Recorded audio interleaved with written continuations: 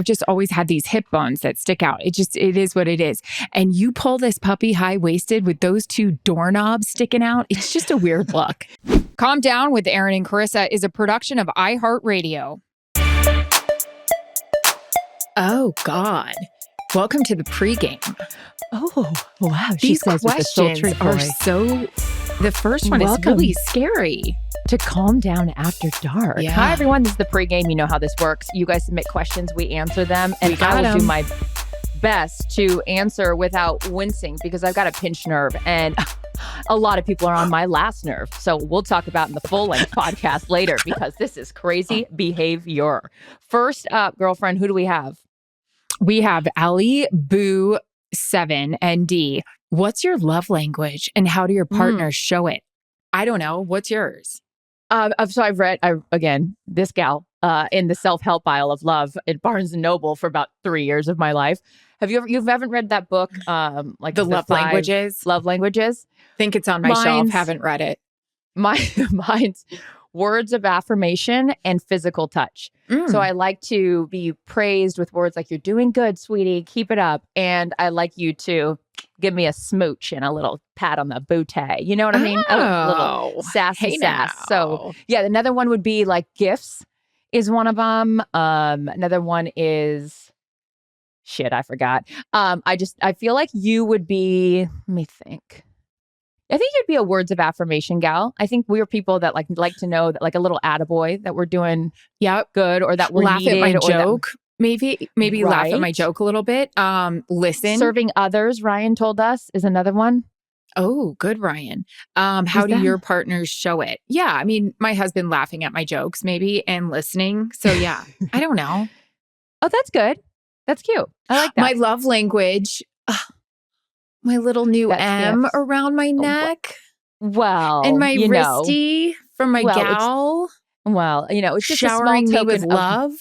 My appreciation for you having a baby so I can babysit and watch him and love on him the rest of my life, which we have a lot to catch up on because so much has happened since the announcement last week. And I know that you're like, okay, we get it.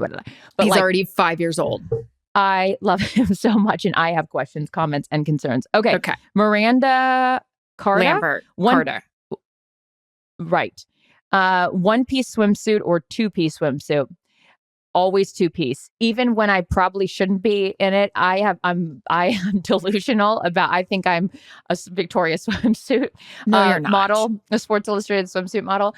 So I can't do the one piece because it got in my head that one guy told me one time like, "Oh, I don't like one pieces." So now it's in my head, and I even think that they're cute. And there's times where I go to buy them, but I can't do it. I can't pull the trigger. I have a bunch, and I can't wear them.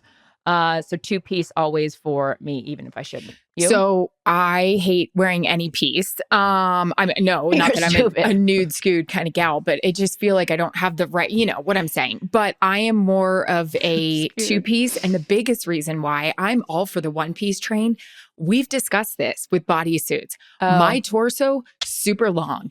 Can't find a one-piece that fits without a little stretch way up there. Because when you're a model, when you're 5'10" and you have a size 6 foot and the tiniest hands I've ever seen, this biatch. But yeah, I don't. Also, something I never got into, the high-waisted swimsuit two pieces. Never got into those. No. But I appreciate the look on some people, and I wish I could pull it off. Here's this. Next up, I have these hip bones that stick out, and I'm not like, I have hip bones. I've just always had these hip bones that stick out. It is what it is. And you pull this puppy high-waisted with those two doorknobs sticking out. It's just a weird look. She's not the girl that hits her hip on the countertop every time she turns the corner because it's right at that level. Every single countertop, Erin's like, ow! I'm like, there they go again. Speaking of right at that level, did anyone see the meme from Lake Tahoe and the gentleman resting on the golf like rope, and he wasn't resting on his hip bones? I'll just leave it at that. We'll probably Excuse me? Yeah. Well, excuse him and everything about him. It was like a big He was meme. that turned on by the hole-in-one? Oh my. He wasn't turned on. He was just resting everything on the roped off area. I mean, security. I'm a visual learner. I'm going to need to see a visual. Ryan will send it because I know Ryan knows exactly what I'm talking about. I miss that. I was too busy looking at what's his name, Tom from Vanderpump, who we don't like, Sandoval, who was back on stage in pants that he shouldn't have been in. We get it. But the best was the saxophone player, which, by the way, I love that you have a saxophone player. Kenny G, line 1. The saxophone players go. This is what he does. For those of you watching on YouTube, those of you are millions of fans watching. He plays the saxophone. He's like, doo-doo-doo-doo-doo, and then he's like, the band's still checking playing. Checking his phone. It was so good. I was like, this guy doesn't give a shit. You know what? Anywho, good stuff. Back to the originally scheduled program. Yeah, you're up, sister. Here we go. Is it worth a second date when the first one really left you with no feeling of a connection? I actually think it's not a bad idea. I mean, if you're repulsed, you're not into it. If you're like, this is never going to happen. If he's just got a bad breath vibe, a weird, like, something that's creeping you out, I get it. But if you're like, here's me, I'll say it. I mean, it was great going out to dinner with my husband the first night, but I was like, he's cool. I mean, I don't know, but because I was going through my own shit. Yeah, I had my own crap. You didn't feel it? You weren't like, oh my God, I'm marrying this guy tomorrow. No, because I was dealing with my own stuff. I'm in my head. I'm dealing with my feelings. I had broken up with a guy. I wasn't over it. I was like, whatever. So it could be you. It's not me. It's you. It's not you. It's me. All the things. Normally, it's not you, it's us. But in this particular case, give peace a chance and him a chance. I agree with that. Because maybe he's having an off day. And maybe you are too. I believe in second. Well, exactly. So go for it, Sarah. Give him a second chance. Which reminds me, in the full-length podcast, we have something about a first date that is worth elaborating on because you guys were awesome, and we're going to start a new segment. Here's a preview of Throwback Thursday. We were talking about ick first dates, and your guys' responses some of you guys were amazing. So we'll get to that later. All right, next up, MJ Rodriguez as ZM. God, I wish I'm such a moron. MJ Rodriguez, that is the Z. Sorry, I screwed that up. How to regain confidence after losing it. Well, what are we talking about? Just in life.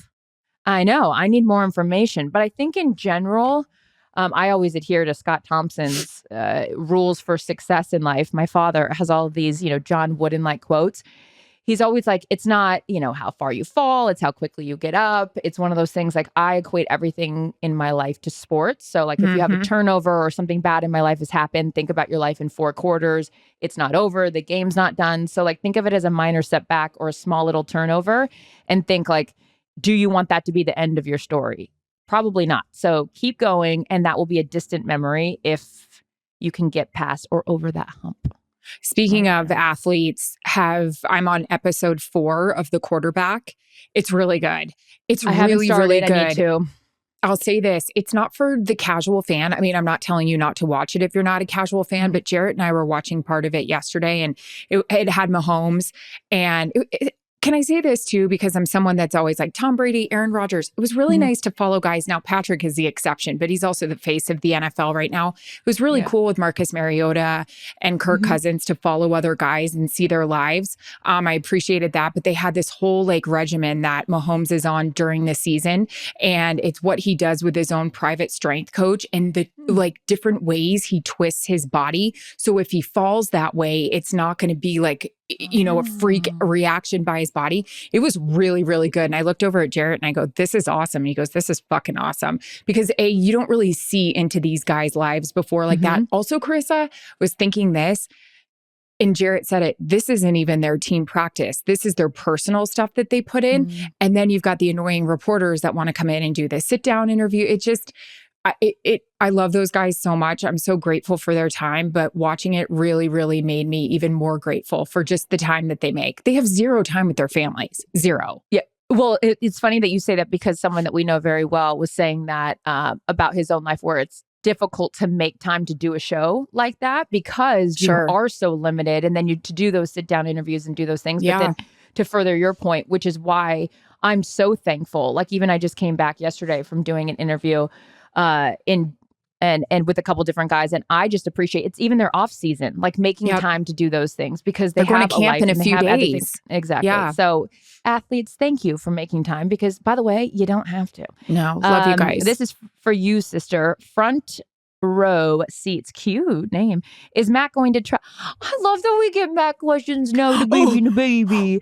Is Matt going to travel with you this season? And congrats. Oh, thank you guys. And also, I'll say this on our real podcast that comes out on Thursday. Thank you guys for all the amazing messages and support. It was really, really cool to see. We'll talk about that. But I don't really think so. It's really hard. Kristen knows this when we travel. I mean, especially we've talked about it. Like you're literally, I can't see me really having Mac. Hey, Mac, can you just hang out on this public bathroom floor at the Atlanta airport while I absolutely change my clothes and get into my comfies? You good with that? Here's your pacifier. What about your burp cloth? Got that too. Great. Look at my mommy. Put it all. I mean, so many stories. We had our first big puke. Cute. Anyways, so no, I don't think so, but you never know. You never know. Last but not least, Whitney Welker, moving in with my boyfriend, what to expect, prep for. Bathroom sitch is always a big for me. Now, here's the thing. I live with Monica Geller from Friends, more ADD, OCD about cleanliness than I have ever been in my life. I have now turned into him. Which says a lot because you're clean, Mrs. Clean. But I wasn't always like that. I would tread lightly the first couple months because it's your man. I know you think you know your man, but you're moving in with him and it's a whole new ball of wax, don't you think? Like little things about like the way they sniff at night or like the air conditioner temps and shit. Okay, that's actually, this could be an entire episode in and of itself because I am a psychopath. If you're not home, turn the AC off. Why are we paying the AC on? Because we've talked about this at nauseam. Or let's have it running work, you know? Yeah, or, well, that too. Whitney, I am currently in the same exact situation because Steve and I are going to move in together officially. And is that breaking news here? I think we talked about after the break-in, I was like, what are we doing? I was like, you're never at your house anyways. That's breaking news here because I wasn't told. Yeah. So you know what? It's a great way to follow up the baby news. You guys are moving in together. Here's the thing, guys. Every week we're breaking news. This just in. And we've got some headlines. So we're all out of time on the pregame. Stick with us.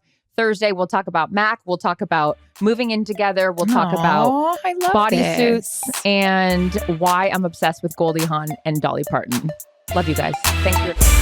Bye. Calm Down with Erin and Charissa is a production of iHeartRadio. For more podcasts from iHeartRadio, visit the iHeartRadio app, Apple Podcasts, or wherever you get your podcasts.